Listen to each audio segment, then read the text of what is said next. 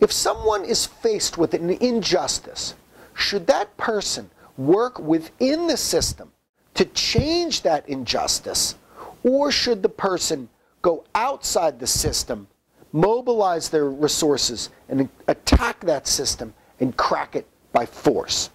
I'm Bob G., the History Doctor, and we'd like to share 4 perspectives from the black community that really resonate in our society and in our world today. Here are the 4 perspectives. Booker T. Washington was an ex-slave who believed in gaining economic power first. He believed in building up the trade skills of the Afro-American community. Dr. W.E.B. Du Bois, a PhD from Harvard, believed in pursuing political power first, not economic power. He believed in black senators and judges that would lead by the top. There was Ida B. Wells, who believed in forming a black self-defense force. If lynching was being done to the Afro-American community, then she felt black Americans should fight back with Winchester rifles. And then lastly, there was Frances Harper, an abolitionist and a founder of the NAACP, who argued for the character solution and enlightened motherhood, the role of mothers in raising people. And I guess it's something we would call family values today. Let's take a little bit of a deeper dive. As Afro-Americans struggled for full equality at the turn of the last century, they faced segregation. Plessy versus Ferguson was the law of the land. Booker T. Washington is known for the book Up From Slavery, and he was known as the founder of the Tuskegee Institute. His approach was that dispossessed ex-slaves and Afro-Americans should pursue economic power first. He believed that they needed jobs in the trades, that they needed skills in the marketplace that would earn them steady employment and then the capacity to rise gradually in the society. That if the Afro-American community of Tennessee made the best bricks at the Tuskegee Institute, then the construction firms in that state would have to come to them.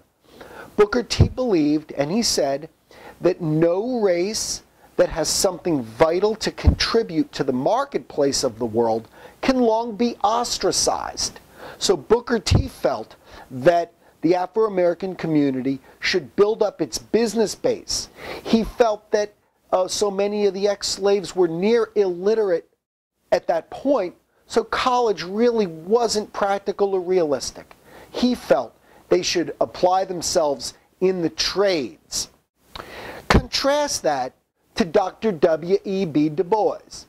Dr. Du Bois was the first Afro-American man who earned a PhD from Harvard, and that was in 1895. He's known for the book The Soul of Black Folk.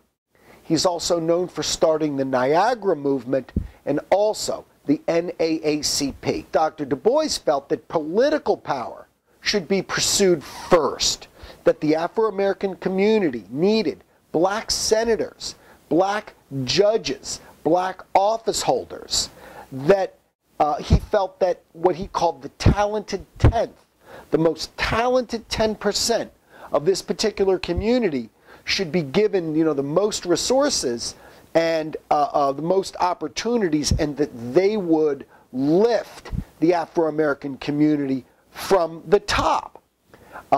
He also insulted Booker T. a little bit. He called him servile. And that's the mentality of a slave.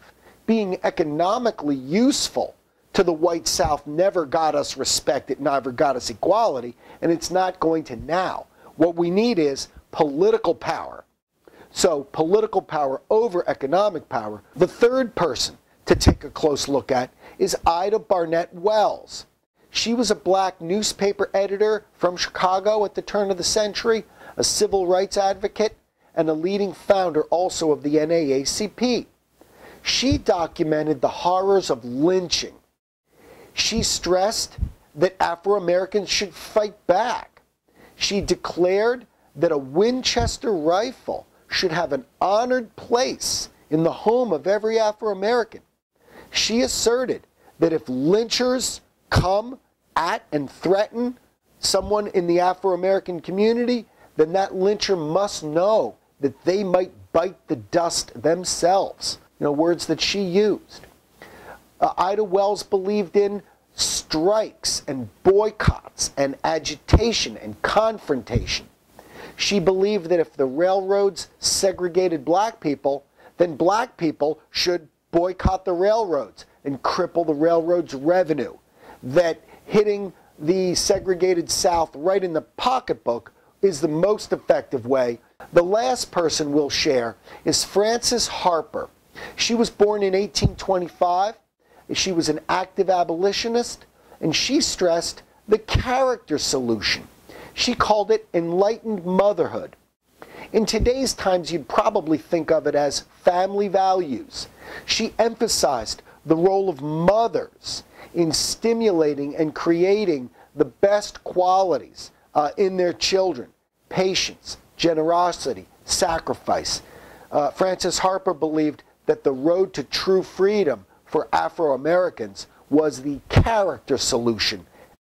Let's project this out into today's times. We have Dr. Ben Carson, who's a cabinet secretary in the Trump administration. He went to medical school. He said, I'm not getting on one of those buses and fighting. He was more towards accommodation rather than confrontation and agitation. President Barack Obama also seems to have engaged more in accommodation than confrontation. Supreme Court Justice Clarence Thomas has his perspective on the road to true freedom of Afro-American equality, and it certainly doesn't involve a government. Bill Cosby spoke very passionately on the status of the Afro-American community, pejoratively called the pound cake speech. Perhaps you recall the Reverend Al Sharpton, a famous civil rights advocate and street disruptor in New York City from the 1980s and 90s. Certainly his path was disruption and confrontation. Perhaps you can recall political candidate Jesse Jackson, a Democrat who ran for president and who similarly engaged in various kinds of political disruptions. We've got the issues of Black Lives Matter, that organization dedicated to protesting what they claim are police brutality. So Black Lives Matter as accommodationist or confrontationalist. So the Afro-American equality debate from the turn of the century raises issues that are very pressing for us. Is affirmative action democratic? Should I take out loans to go to college, or can I get a good paying job in today's economy without it? That's Booker T. Washington and W.E.B. Du Bois. Today we've got the issue of Latino migrants in our society as a dispossessed minority. Should they build lawn care businesses and build up bank accounts, or should they create applications to Princeton? It's a good question that affects us all. It goes back into our history and gives us a sense of our own lives, our own priorities, our own definition of democracy, our own definition of personal success and fulfillment, and the meaning of justice, freedom, and equality.